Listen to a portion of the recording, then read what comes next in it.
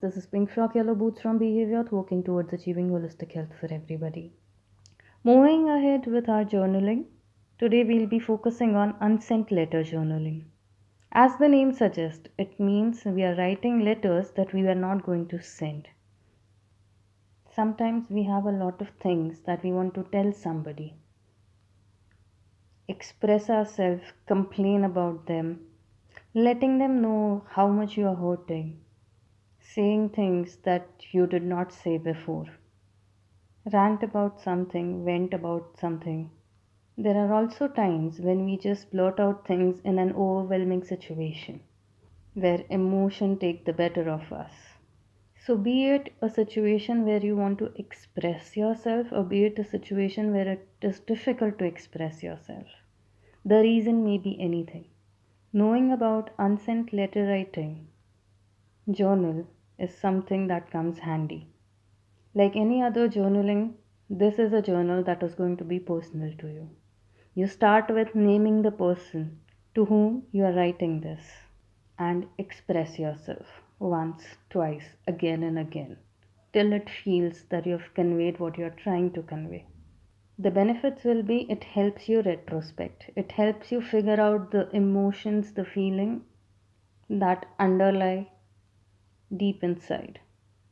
I personally use unsent letter writing journaling with my clients for grief, anger management, seeking closure, anxiety, depression, relationship counseling, and at times with clinical disorders. What it brings out is it can help you see the situation from a different perspective, ease out your feelings as you note them down, convey your things better so that the another individual will receive what you are trying to convey and not a heated argument or a meltdown. And though you might not be sending the letter to them, you might have a better understanding of what you are trying to say and how you will convey it. Also, at times, it helps you realize what are you not looking at? Where are you at fault? Are you victimizing yourself?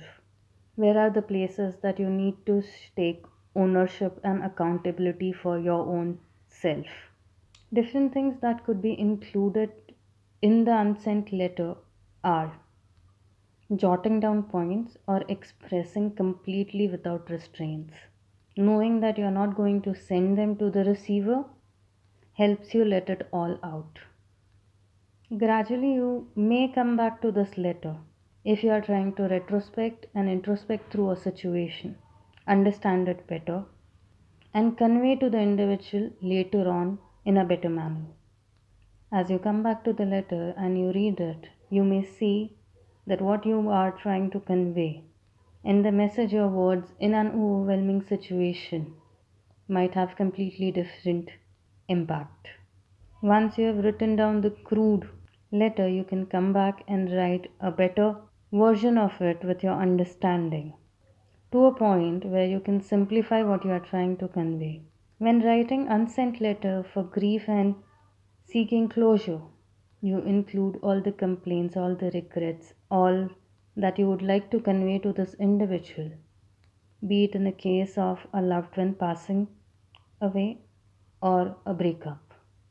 There are times when you can write this about not achieving a desired goal or not being selected for an interview. When you work with a therapist and unsent letter writing journal is used as an intervention technique, you will be able to see clearly beyond the overwhelming emotions or the lost feeling. Write to whom you are writing the letter and start expressing yourself without withholding anything. Gradually move on to the end and let it be.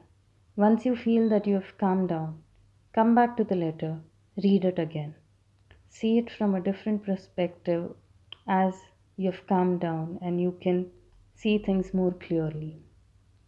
Try writing things down again to this person of how you would like to express yourself. The whole purpose of writing the letters is to get things off your chest, one. Second, to understand things from a more rational perspective. Giving yourself time to calm down from an overwhelming situation. As you go back and read it again, you will also see how it could have impacted another individual if you would have said those things in the heat of a moment or at impulse. While going through the letter, you may also find if there are places where you are also responsible and need to take accountability, rectify things. What you do with those unsent letters is a personal choice, depending on what best suits you in that moment. Preferring to keep them, burning them, disposing them in any manner, or cherishing them as you wish is going to be an individual choice.